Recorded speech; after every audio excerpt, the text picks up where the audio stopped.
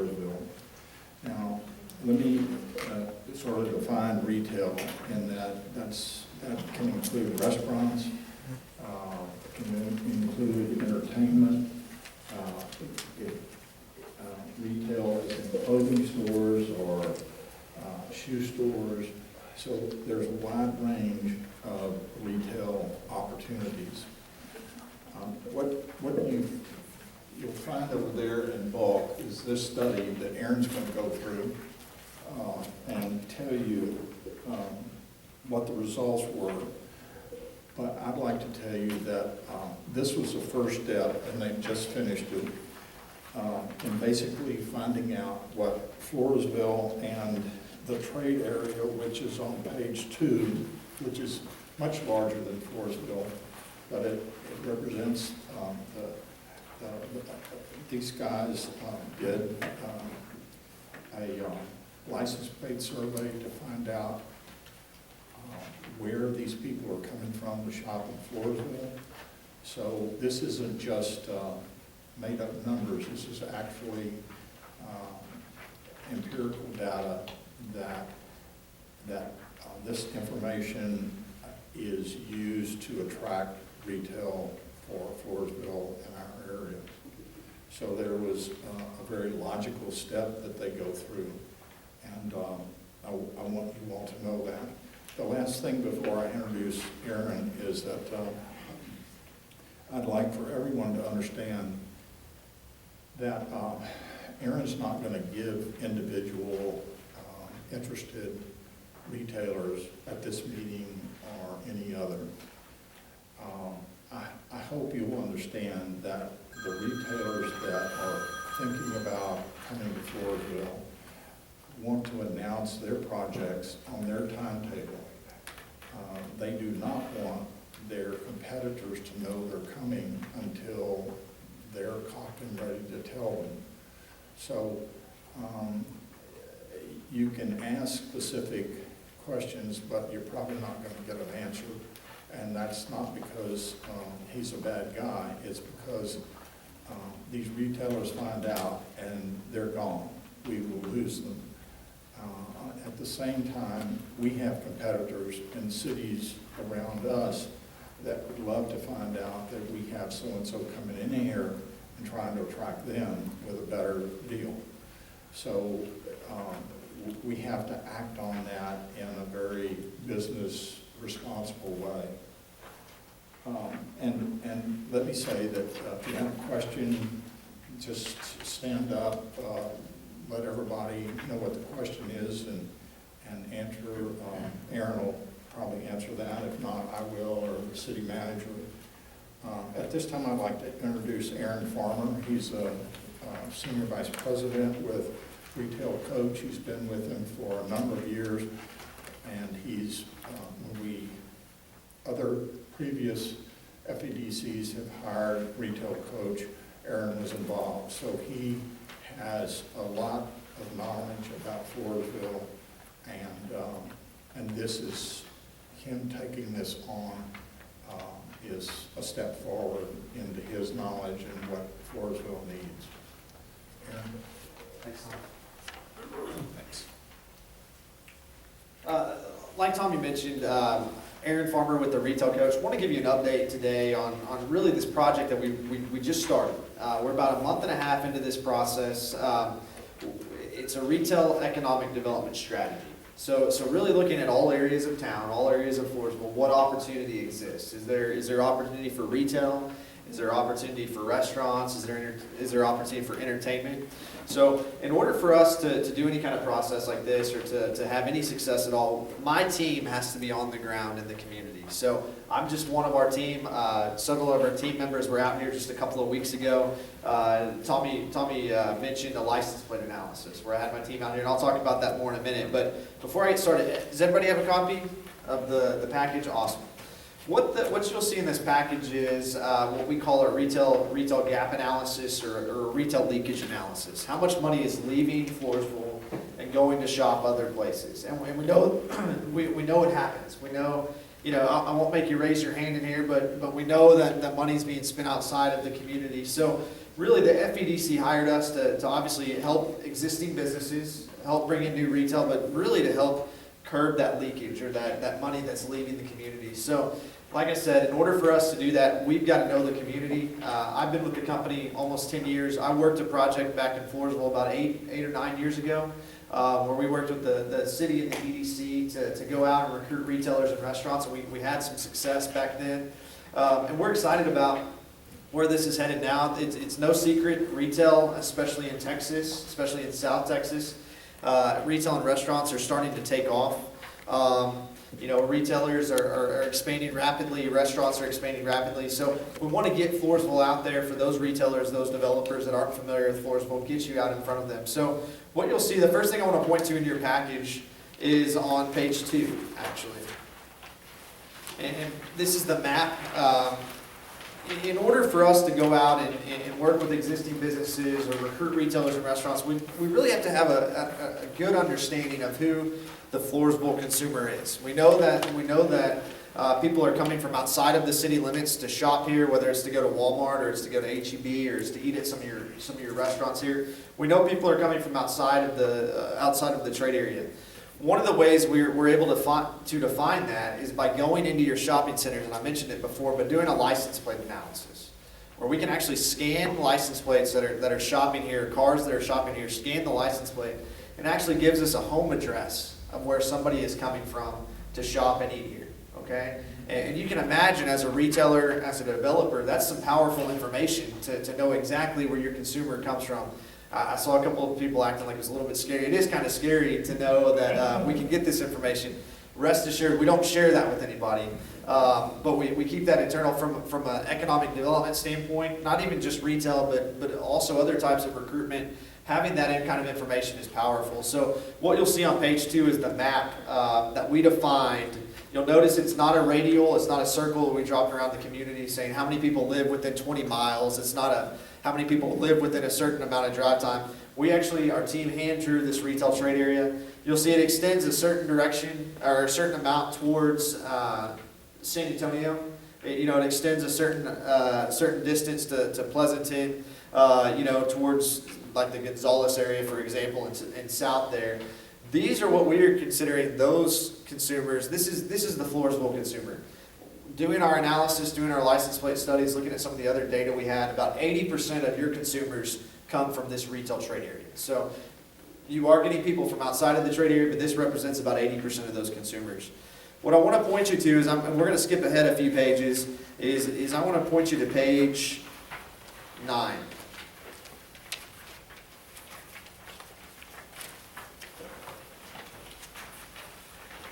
And what you'll see on page 9 here is the start of the demographics. So that area we defined, that trade area we defined, we start the demographics here. And what it shows you in the top left corner there is a population estimate of in 2015. Actually, I took you ahead too far. Sorry about that. Let's look at page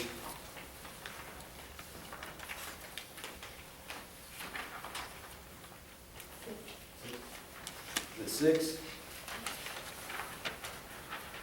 Yeah, I'm sorry. Let's look at page 6. This is the demographics of the trade area.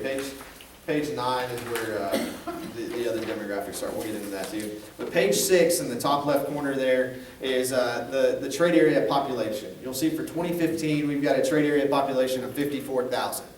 Now I want to give you a little bit of detail. Every retailer, every restaurant, national retail restaurant has a customer profile. For example, if we're talking Applebee's or we're talking Chili's, Applebee's requires about 35,000 in a retail trade area population before they'll locate in the community. Somebody like Chili's, IHOP, they're looking for about 50,000. So just so you know from a standpoint there, but what I wanted to point out to you is the growth number. A little bit further down on the page, between 2015 and 2020, over the next 5 years, we're expecting about 8.7% growth. That's huge. Before working with the retail coach, I worked for a number of retailers and developers helping them do site location. Anytime you were over 2 to 4% growth, that got a retailer, that got a restaurant's attention. You're at 8.72%. So expecting it to grow rapidly. I think a lot of that has to do with the Eagle Ford activities, just the immediate area growing rapidly. So wanted to point that out there as well. There's also a number of other demographics I wanted to share with you on page 7. This is where we have the age breakdown of who lives in that retail trade area. The average and median age are in the bottom right corner. Average age is 39.4, median age is 40. A little bit of an older population, but it's pretty spot on with what the state average looks like. What causes that is when we get into some of these more rural areas, you typically have an older population, a little bit older of a population. So 40, 39.4, but all kinds of great demographic information in here. And the last thing I wanted to point out as far as demographics go is on page 9. So back to page 9, sorry about that. This is where we have households and household growth. We've got an estimate of about 19,000 households, 19,002 households within that retail trade area, expected to grow by an even larger rate to 9.62% over the next 5 years. And then also in the top right of this page is we've got your average household income and your median household income. Average household income is about $84,000, median household income $66,000. So really a very high household income for the region. Once again, I was looking at some of the numbers there, and as we got a little bit further out into the trade area, there were some higher incomes. So that's the benefit of using that retail trade area to go after retailers and restaurants. You obviously have a larger population, but then your incomes are increasing as well. So from a retailer, it depends on the retailer, but from a retailer standpoint, the higher the income, the better. I was talking to a national retailer just a couple of weeks ago about Floresville, and that number really caught their eye. They said 84,000. I didn't realize it was that high in the trade area. So that's one of the things besides the growth that's got them interested. So just wanted to point that out. If you go a little bit further in your package, we've also got demographics for the city of Floresville, starting on page 14. Just wanted to point out on page 14 in the top left there, we're expecting about 4.48% growth over the next 5 years in Floresville proper in the city limits. And I saw some things just the other day that said that number might even be a little bit low. So just wanted to point out about 4.48% growth there. Numbers look good. And then if you look on page 17 in the top right corner, this is where we've got your average household incomes and your median household incomes. Average household income still high, 72,000 average household income, and then a 55,000 median household income. So numbers look great, but you can see when we expand into that retail trade area, the numbers improve just a bit, especially with the population there. So any questions on the demographics? I want to share with you what the provider is we use for that. Have any of y'all ever heard of the Nielsen company? The Nielsen ratings, does all of that. Nielsen Claritas is the demographic provider we use for these demographics. We've got a partnership with them. There's really two big players in the retail demographic industry. It's Nielsen Claritas and the other is ESRI. They were both very similar as far as what the numbers look like, but Nielsen Claritas is the most respected, so we're making sure to use the information retailers are going to be looking at. So wanted to point that out. And then lastly in your packet, I wanted to point out to you, and I'm sorry to make you flip back a number of different pages, but let's go back to page 3 if we can.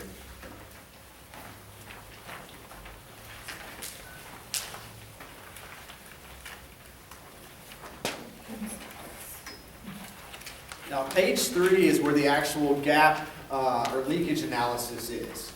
This is what tells us how much money specifically is leaving the community on a yearly basis. And I want to get that point across, and it's over a 12-month period. What we've done is we've looked at about 85 different retail sectors. So everything from sporting goods to sit-down casual restaurants to fast food restaurants, you name it, they fit into one of these categories here. So we looked at about 85 different categories. You'll see on the first column there, you'll see where or the second column, I guess, where it says description. That's the description, whether it's, like I said, furniture stores, sporting goods. And then you'll see where it says potential sales in the next column over. Those 54,000 people that make up the retail trade area, That is what the potential is. That is what they're spending. They're spending $942 million every 12 months or every year on retail goods and services. Not in Floresville, just anywhere. Okay, that's how much they are spending just all together. The next column over is actual sales, and it's $316 million, give or take a few. Those are the actual sales that are taking place in Floresville proper. Okay, so I worked with the state comptroller's office to get that number specific, but we're looking at over the last 12 months, you've done about $316 million in sales. So what that does, if we take the difference between the potential sales and the actual sales, so potential of the trade area versus actual of the city, it gives us a leakage of $625 million. Now, $625 million, that is a huge amount of money. I think we can all, agree on that. What I've told the EDC and what I've shared with everyone so far is let's not try to capture all $625 million because you're not going to be able to capture all of that. There's always going to be going into, San Antonio, the Forum, other places like that to shop. So let's look at trying to reduce this by 10%. Let's make that our goal to start with. Over the next several years, let's try to reduce that by 10% or $62 million. Now that would be a huge success. Now if we're successful at recruiting a larger shopping center, that can happen very quickly. $62 million can be recouped pretty quickly there. So $625 million leakage. Let's focus on reducing that by about 10%, and I think that'll be a success. I wanted to point out a few categories here. Just on page 3, we'll start with that. Looking at home centers, for example. Home centers would be something that, like, let's say a Lowe's or a Home Depot would fit into. That's the category they would fit into. You're leaking about $28 million. That's towards the bottom of the page. 44411 is the number there. You're leaking about $28.0 or $28.1 million to places like that. Lowe's, Home Depot, those home stores, about $28 million. That stood out. I don't live too far from here. I live a couple hours from here. I live in Dripping Springs. And I'm on Dripping Springs, just west of Austin. I'm on the Economic Development Board in Dripping Springs. And we pay a lot of attention to how much money we're losing. Dripping Springs is a town of 2,000, and we were successful at recruiting a Home Depot to come in. And not saying Home Depot is going to be coming in, but having this kind of information, leakage information like that, that's what these national retailers are looking for, is how much money, what is the potential that's there. So I wanted to point that category out. If you'll flip to the next page for me. How about the category right above it real quick? So it's 75 million, and the one above that, 90. Sure. So there are building materials and supply dealers. Yes, and thanks for pointing that out. There's overall categories. So there's an overall category, and then we break it into subcategories. And so that building materials and supply dealers, that includes everybody from hardware stores to paint and wallpaper stores to home centers. So that's that overall category. And since that was brought up, let's say we're trying to recruit, think about this, and I'm just going to use Walmart as an example. Walmart could probably fit into almost every one of these categories with what they sell. So if we're actually going to go out there and try to recruit a retailer, a restaurant, we're going to make sure, when we're recruiting them, to share all of these categories with them. Not just one, but every one they would fit into. I'm just using Walmart. You already have a Walmart, but as an example, we were here back when Walmart was deciding, do we open a super center or not? And, this is the kind of information they were looking at, and they look at a number of different categories. So these estimated actual sales, is that within the city limits? That's within the city limits. Okay. Potential sales is the trade area, the 54,000 in the trade area. Actual sales is the city limits only. We have a number of lawn and garden equipment stores, but they're all just outside. Absolutely. Okay. We also, let me say this, we also have a gap analysis that includes the outside area. Tonight, we're just going over the city limits. Wanted to flip to page 4 if we could. Pharmacies and drugstores, for example, we're showing about a $32.3 million leakage in pharmacies and drugstores. That's why you have pharmacies looking at you, pharmacies coming in. Let me say this. When I first, even before I came to present to the EDC, I walked around HEB, I walked around Walmart, I went into some of your stores, and I just quizzed people. Some people thought I was crazy because I was just walking up to them asking them questions. I said, "What do you leave town for the most often?" And I'm probably preaching to the choir here, but the top 3 responses I got, or the top few responses I get, number 1 was casual sit-down restaurants, national brand casual sit-down restaurants. Number 2 was clothing, and number 3 was entertainment, entertainment options and those sort of things. So it makes sense when you look at this gap analysis. It tells a true story. I know I'm preaching to the choir here, but I wanted to point out on page 4 towards the bottom is clothing stores. I heard a lot from parents of kids, parents of the middle schoolers, the high schoolers, and said there are a couple of places, a couple of stores to shop at, but we go to the mall. We do these sort of things. So if we had some more clothing options, that would be tremendous. So if you look at the clothing, the overall sector there, clothing and clothing accessory stores, we're looking at about $35.1 million that's leaving once a year, or that's leaving throughout the year. $35.1 million in leakage.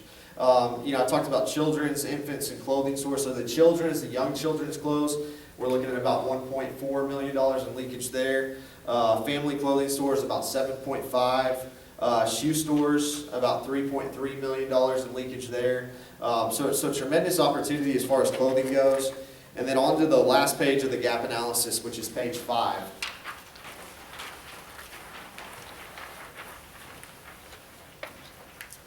Sporting goods stores, for example, even though you do have the sporting goods store, you're still losing money. People that are going to shop at other sporting goods stores, about $6.2 million there. That's the third column, or the third row down. Your general merchandise stores is doing well. You've got a surplus as far as general merchandise goes. It's halfway down on the page there. Other general merchandise stores, you're doing about $92.1 million in actual sales, which is tremendous.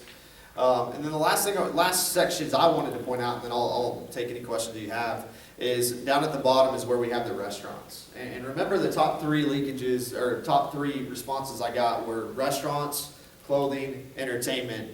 But first and foremost, everybody said casual sit-down national restaurants. Full service restaurant leakage, which is towards the bottom of the page, is $37.1 million. $37.1 million that is leaving every year and going other places. Now let's just take a realistic look at this. People go, I do it, I told you I live in Dripping Springs. We drive into Austin probably once a week to go eat at a casual sit-down national brand restaurant, whether it's Longhorn Steakhouse or Chili's or whoever it is. So there's always going to be that happening. There's always going to be people that are driving to eat at Chewy's or something like that. So even if we can reduce that by 20%, so that would be probably 2 or 3 new casual sit-down restaurants. If we could reduce that by about $7 million, that would be huge. And then even limited service eating places, which is your fast food restaurants, you still have about a $23 million leakage in that category. Now, once again, not going to capture all of it because just like I did driving in today, I stopped at a fast food restaurant. So that goes into that as well. But wanted to point out the categories here. We are a month and a half into this process. We just got back from the International Council of Shopping Centers convention. I had put together a PowerPoint with some pictures on it, but what I was going to show you is we had a very large booth out at this conference. And at this conference, what happens is all of your national retailers, your national restaurants, your national or regional developers, they go to Las Vegas to this ICSC conference. I just read that there was 36,000 attendees there. So we were there May 17th through the 20th, actually marketing. We had about 7 meetings that we had set up specific to Floresville. We're working with a national clothing retailer on possible expansion, have outgrown their current location here. We're talking to 2 or 3 restaurants, 1 fast food restaurant, and then also a couple of entertainment developers, and then 2 or 3 actual developers. We've got a developer that did a project not too far from you here that is planning to be here within the next few weeks to meet with us. So there's a lot going on, but we are going to be actively recruiting out there, reaching out to retailers and restaurants over basically the next 10.5 months. But wanted to kind of give you an update on where we're at. Basically, this is, like Tommy said, this is the first step in the process. We, luckily, because of our relationship with the city, the EDC, previously knowing the area as well as we do, we were able to get a quick start on this. We started contacting retailers and developers really on day 1. So we haven't really had to wait too long on this data to be ready. But wanted to open it up for any questions, kind of let you know what we're doing. We have not gotten to the point, we're actually working on an entertainment analysis to determine how much money is leaving the community for entertainment purposes. Maybe it's theaters, maybe it's going, to do other things. That was one of the largest, or that was one of the things people kept telling us is we're leaving for entertainment. So the next few weeks, we'll be able to present some entertainment numbers as well. But wanted to open it up. Tell me if Henrietta, did I miss anything? Okay. Okay. Wanted to open it up, see what kind of questions there were. We're early into this, but I've got a phrase I like to say: if you're not in on it or up on it, you're down on it. And we wanted everybody to be in on it and up on it, and kind of let you know what we're doing here, that we're actively out there recruiting. So any questions? Oh, one thing, before I forget about it, we are also going to be focused on the downtown as well. Part of this process, we're looking at, are there some redevelopment, are there some revitalization opportunities in downtown? One of the things we talked about is wayfinding. If I'm a consumer that I'm shopping in Floresville, do I know to go downtown? If I'm somebody just passing through, do I know to go downtown? And obviously there's signage and those sort of things, but how can we tie the downtown district into the rest of the corridors, the other retail corridors? So we're not there yet.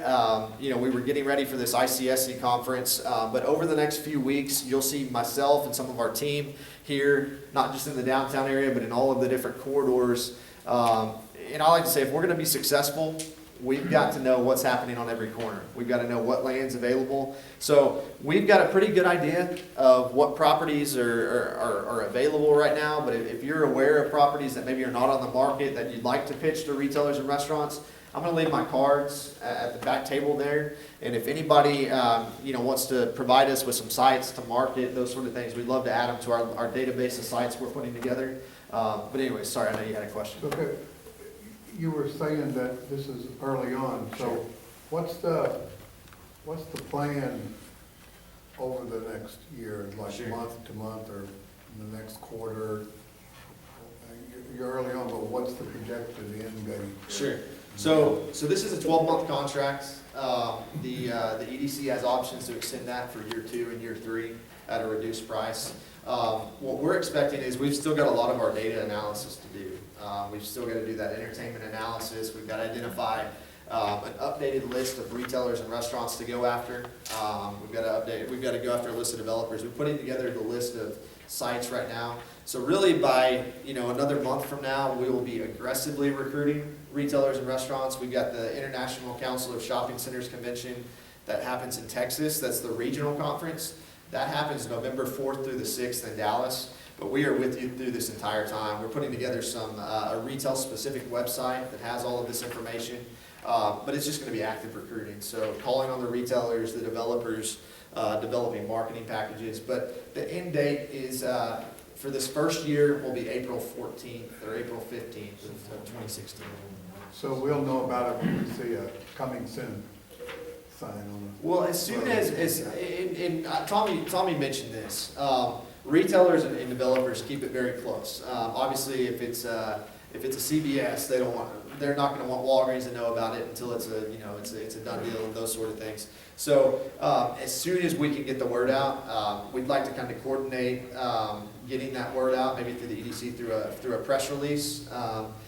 So that we can do that. But as soon as we know, a lot of times retailers and developers will tell us even before they put a coming soon sign, they'll tell us, hey, it's closed, you can get the word out. And that'll help us in our recruitment efforts, but just as soon as we possibly can is when we'll get that info out. Yes, sir. So I know when we first, recruited or hired you prior, y'all were fixing to go to Las Vegas. So were you pleased with some of your meetings that you had? Were they surprised with some of the data? Yeah. Overall, do you think it was positive? Yeah, absolutely. And thanks for the question.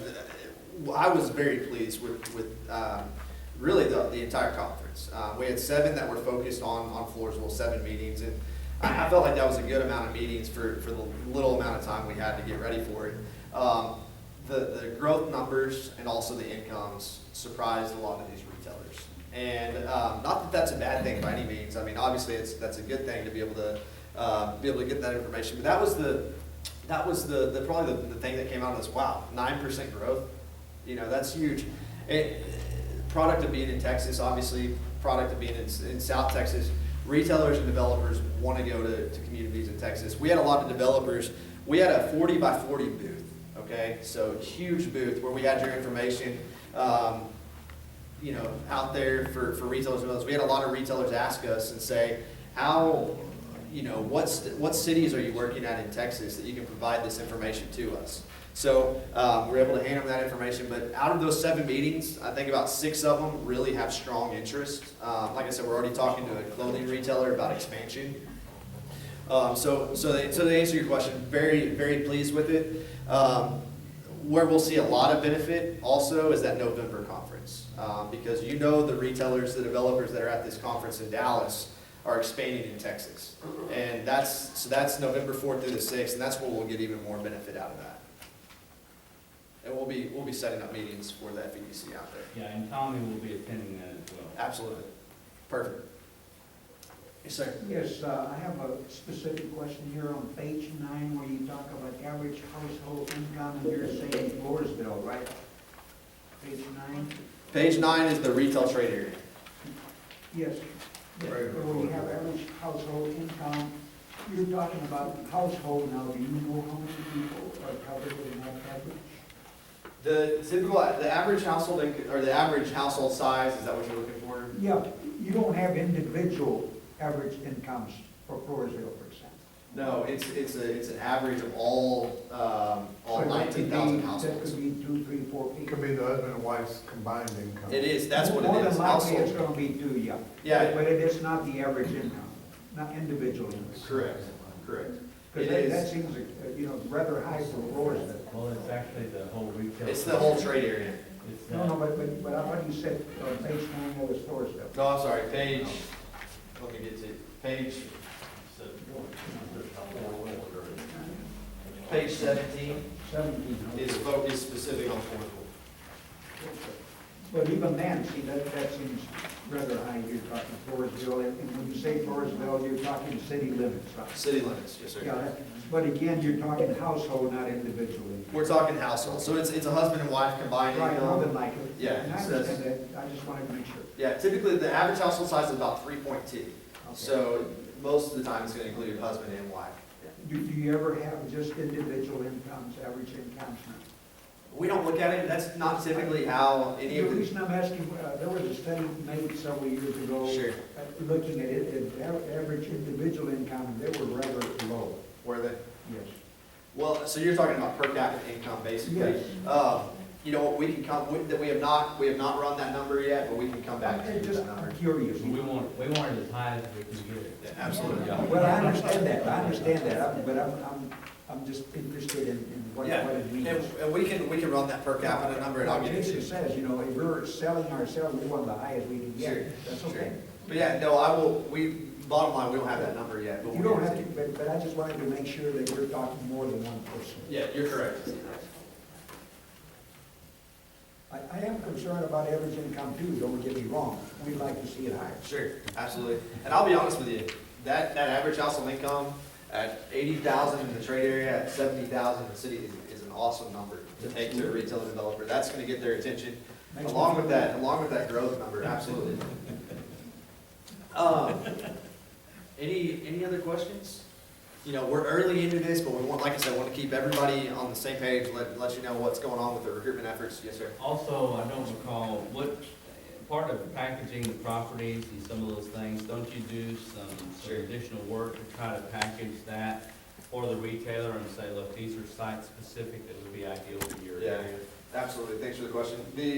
So for every retailer that we're going after, so let's say it's ABC retailer, they're gonna have their own specific, what we call feasibility package. It's gonna be branded with their logo on it. It's only gonna include information they're gonna wanna see. So a feasibility package, best way I describe it is, we're trying to convince these retailers they can't afford not to locate in Floresville. And that's what we need to go, that's the way we need to look at it going forward, is we cannot afford, or they cannot afford not to locate here. So what you're talking about is the feasibility packages, or those marketing packages. So we're gonna have those put together for each of the retailers, but then we're also gonna put together site packages. So, you know, we all, in And that's what we're in our research phase right now, is identifying what are the top 10 or 15 or however many sites there are that we want to identify, but putting together a package for each of these sites. Basically, you know, doing the work for some of these landowners to get the information out there in front of retailers. And we're not brokers. We're not real estate agents. We're marketing people working for the city. So we're not taking a commission off of anything. We get a retailer, we get a developer interested, and we hand them off to the landowner or to the real estate rep. Is how we do that. So, yes, sir. Another question, I've heard, you know, kind of an axiom that retail follows people and not the other way around. Right. And so, in essence, building up the population is a very good aim then too. And we need to have something to sell to the people to move over here, and then the retail. So it's kind of that circle of life, I guess. Retail follows rooftops, but people don't want to move places unless they have retail, No, I unless they have understand quality of life. So yes, so absolutely, Well, more they people were that saying we before, you know, when Walmart or Sure. one of the big companies, could they decide to come somewhere, it's because they already know the you know, the demographics here where they're gonna have customers, right? Yeah, absolutely. So anytime, the more housing we can get here, the more people we can get here, that's going to help when it comes to retail. And the bottom line that I'm getting at here is, we need to provide something to draw people in here. For example, if you're a growing family, you have young kids, you would like to have recreational areas or things that keep them occupied so that those young couples would want to come to Floresville. Sure. I think you're talking about quality of life aspects. Yes. So all of that goes with the quality of life. That's an economic development corporation's responsibility, I think. Absolutely. And in order for you to be able to do these quality of life projects, you've got to have retail, you've got to have money to bring in, so you can pay for those types of projects. Absolutely. Somebody used to say, you know, if you're gonna promote Floresville, you gotta have something to promote. Sure. Sure. Tractor at least on that, so I'm just kidding. Thanks for the question. Yes, I sir. have a question. In reference to site location, because we're focusing on 181 and hopefully some location downtown. Sure. Have you identified anything that you think can be, I know you can't identify who, but that looks interesting? Like everybody keeps asking about that, is it Chick-fil-A or Chick-fil-A. Golden Chick-fil-A, whatever. That golden chicken is now great. That Golden Chicken been out there for a long time, predates me, but I'm just saying, have you looked at different parcels like that? Sure. So we're looking at new development opportunities, but we're also looking at redevelopment opportunities. So it could be an existing restaurant or existing retail that's not serving its highest and best use. So, you know, I've identified roughly 10 along the 181 corridor, probably 10 of your best retail sites along that corridor. We're also looking at some of the opportunities downtown for redevelopment as well. But, you know, there's quite a few sites. I mean, you can see signs up as you drive into town. I was driving in today, obviously, with the, you know, you've got the Witten property, you've got the property across, or the property across the street that Retail Solutions has, just in front of Walmart there. You keep heading down, you just see those signs throughout there. But yes, and then redevelopment opportunities like you were talking about there. So, you know, over the next month or so, we're going to try to really combine all of those properties, have a database, so that when we do have a retailer, or we do have a developer interested, and they tell us, hey, we're looking for a 3-acre site, that we can pull our database and say, well, here are the 5 3-acre sites that are available in Floresville. All right. Well, any other questions? Well, I'll tell you from the retail coach's perspective, we're excited about working here again and the opportunity that exists here. You know, like I said, I want to keep everybody in on things and up on things. Look at this kind of as the first, I guess, first meeting of this. We'll keep everybody up to date, and I've got cards. I've got a few that are there. I'll put some more out there. But if anybody has questions or anything, I know Tommy's got something as well. I just want to tell the audience that this is the first of a number of meetings. We think it's very important that we get your feedback as citizens. Hopefully there are landowners in here, so that you all are fully involved in what's going on. And so Aaron and I will pick certain times when it's time to divulge more information to the public.